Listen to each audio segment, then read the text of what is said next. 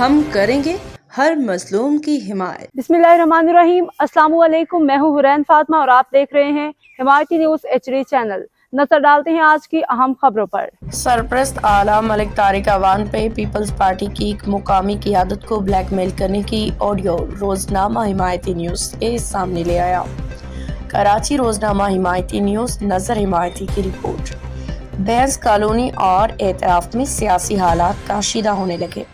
मुकामी ज़राए के मुताबिक सरप्रस्त आला मलिक तारिक अवान और पीपल्स पार्टी के मुकामी रहनुमाओं के दरमियान सख्त इख्तलाफात और ब्लैकमेलिंग के इल्ज़ामात सामने आए हैं। ज़राए का कहना है कि मुबैना वॉइस रिकॉर्डिंग में मलिक तारिक अवान को पीपल्स पार्टी के रहनुमा जवेद इकबाल काकू, जुल्फ़िकार अली टलानी और रसूल खान सवाती से शिकवा और सख्त लहजे में गुफ्तगू करते सुना जा सकता है।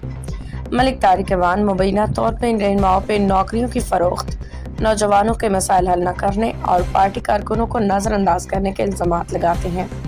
उनका मीठे मीठे कहना है कि उन्होंने पार्टी और मुकामी तंजीम को बरसों संभाला, मगर इसके बावजूद उनके बेटे समेत अपने ख़ानदान के अफराद के साथ नाइंसाफ़ी की गई। मुबैना तौर पर मलिक तारिक अवान ने यह भी कहा कि नौकरियों सिर्फ लेबर स्क्वायर के लड़कों को दी जाए, बैंस कॉलोनी या जुम्मा गोट के नौजवानों को न दी जाए। उन्होंने दावा किया कि उनके पास पार्टी के बाज़ रहनुमाओं जवेद इकबाल काकू, रसूल खान सवाती, जुल्फ़िकार अली टलानी की माली और तंजीमी बेज़ाब्तियों के सबूत मौजूद हैं और अगर चाहें तो सबके चिट्ठे खोल सकते हैं।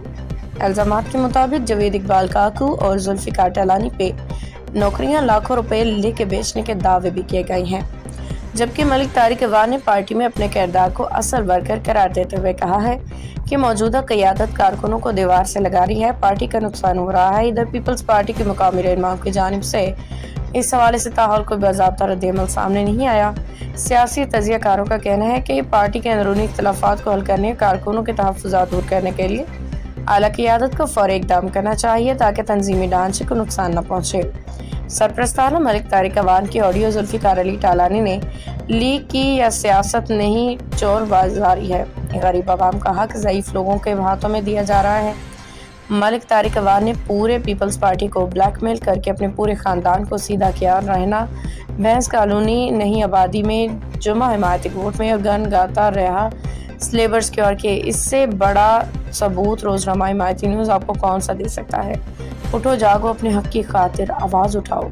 मलिक तारिक अवान ने जुल्फ़िकार अली टलानी, जवेद इकबाल काकू, रसूल खान सवाती को खुली धमकी दी कि मेरे पास हर किस्म का बंदा है, मैं चाहूँ तो 1 घंटे में तुम्हारी सीट कल्टी कर सकता हूँ, मैं चाहूँ तो तुम्हारे सारे राज मीडिया पे खोल के बयान कर सकता हूँ। तुम लोग गंदी सियासत कर रहे हो। 5 मीडिया के चमचों के साथ ये कहना है मलिक तारिक अवान का। ये लफ्ज़ सुन के सहाफ़ी बिरादरी भी तैश में आ गई। ये लफ्ज़ रोज़नामा हिमायती न्यूज़ नहीं कह रहा, आपको ये मलिक तारिक अवान कह रहा है, जो अपने आप को सरप्रस्त आला कहता है। ये है इन लोगों की असल हकीकत। हम ना झुकेंगे, हम ना बिकेंगे, आपको दिखाते रहेंगे सच हर हाल में। अगली खबर बहुत जल्द शाया की जाएगी, इंतजार कीजिएगा। और मैंने बिल्कुल बैक पे रह के, जुल्फ़िकार भाई मेरे लिए वैसे शर्म है, 30 साल हो गए मेरे को, मैं अपने बच्चे के लिए नौकरी जोन में मेहनत कर करके ढूंढ रहा हूँ, 20,000 की, 30,000 की, 25,000 की, और इन्होंने नहीं किया मेरे लिए कुछ भी। दोनों ने, इन्होंने एक दिन जाके ना आगा को ना राजा को ये मुझे साबित करके बताया इन्होंने कोई बात की। मुझे पोलियो में नौकरी आई गई, पोलियो में औरतों से नाम ले ले, नंबर ले लिए, इनको भेज दिया, गई एक भी नहीं हुई, वो बेइज्जती मेरी। लंगड़ों को, मजदूरों को, फलां को देना है, राशन देना है, फलाना देना है, वो चंदा देना है, उनके कुछ के नाम भेज दिए, मैंने भेज दिए। मेरे पास एक ऑलरेडी, ये तो अभी आए हैं सियासत में, 5 साल हो गए, 10 साल हो गए इनको, मैं तो 30-40 साल से सिस्टम में हूँ, मेरे पास हर किस्म का एक मैकेनिज्म मौजूद है। 5 मिनट लगते हैं मुझे, व्हाट्सएप आ जाते हैं हर किस्म के, जिस किस्म का बंदा हो। एक भी ये नहीं करा सके, एक पोलियो में बंदा भर्ती नहीं करा सके। मैंने इनको कहा कि लेबर स्क्वायर के लड़कों को, लेबर स्क्वायर के अंदर जो VTC है, जो स्कूल है, जो वहाँ जो अस्पताल है, वहाँ हमारे लेबर के लड़के भर्ती कराओ, पार्टी के लड़के मर रहे हैं, बुढ़े हो गए हैं, ये मकबूल शकबूल और ये सारे लखमीर वहाँ जाकर रोजगार ढूंढ रहे हैं ठट्ठे के अंदर। जानी यहाँ तरबूज लगा के बैठा हुआ है, चलो जानी फिर भी एजुकेशन में तो है ना, तो भाई अपने लड़के लगाओ, अपने लड़के लगाओ। मैं आबादी के नहीं लगाना, भैंस लेबर के लगाना, नहीं लगा सके ये। तो मुझे ये बताओ कि इससे तो ज्यादा मैं ताकतवर था जब मैं राजा के पास जाता था या मैं जाके ऊपर से काम लेता था, तो मैं तो इनसे ज्यादा जोर था, ना तंजीम थी ना कुछ था। DMC में आप साथ जाते थे, MC की क्या हालत थी, मेरे सामने बोल के दिखाए कोई MC, मैं ले आता था वहां से सब कुछ। ये इन्होंने अजीब माहौल बना दिया, 2-4 चमचे पैदा किए, उनको सामने बिठा लेते हैं, अपने गाने गाते रहते हैं, वो इनके गाने गाते रहते हैं, और एक मूवी चला देते हैं, होंठ लाल हैं, गाल लाल हैं, और ये इस तरह पार्टियां नहीं चलती, इस तरह तंजीमें नहीं चलती। लड़के दीवार से लग गए, लड़के नाराज हो गए। अभी मुझे शोएब फोन करता है, अभी ये जो आगा खान वालों ने आना था, कि 3-4 बंदों का कम से कम जो है ना आप नाम बताओ जिनको हम बुलाएं। तो मैंने फिर उनको टॉप जो मौजूदीन है हमारे यहाँ के आजकल 4-5 वो बताए। फिर मैंने उसको बताया, बदारी को बुला, फलां को बुला, फलां। मैं अपने दिल के अंदर सोच रहा था कि तंजीम इन्होंने कहाँ पहुंचा दी। अब इनकी यह हालत हो गई है कि इनको बंदे नहीं है बुलाने के लिए। जहाँ लश्कर हुआ करते थे वो किधर गए, वो नाराज हैं। मुझे कई लड़के मेरे पास एक बंदा है पार्टी का जला है 2009 से उसके पास लड़काना के तमाम कराची के प्रोग्रामों के फुटेज मौजूद हैं और वो हमारा बाकायदा सरगर्म जला है। वो कहता है मलिक साहब एक कॉल रसूल खान ने आज तक मेरे को नहीं की, एक call. Akbar Qureshi deputy general secretary है, डिप्टी इंफॉर्मेशन सेक्रेटरी है, पूछा नहीं इन्होंने बल्कि तज़हीक का निशाना बनाया। वो जब भी कभी उसकी बात हुई तो रसूल खान ने नफरत से नाम लिया उसका।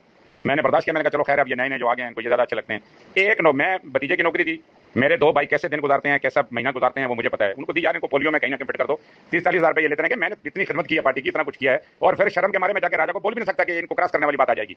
मैं तो सारे कवानीन का भी ख्याल करता हूँ, मैं खुद जाकर राजा के गोटों में बैठ जाऊंगा। ये पहले भाई मेरे को नौकरी चाहिए, बेटे की नौकरी के लिए कभी मैं किसी की मेहनत कर रहा हूँ, कभी मैं यूसुवाती की मेहनत कर रहा हूँ, कभी मैं किसी की। तो इनकी तुरमखानी मेरे किस काम की?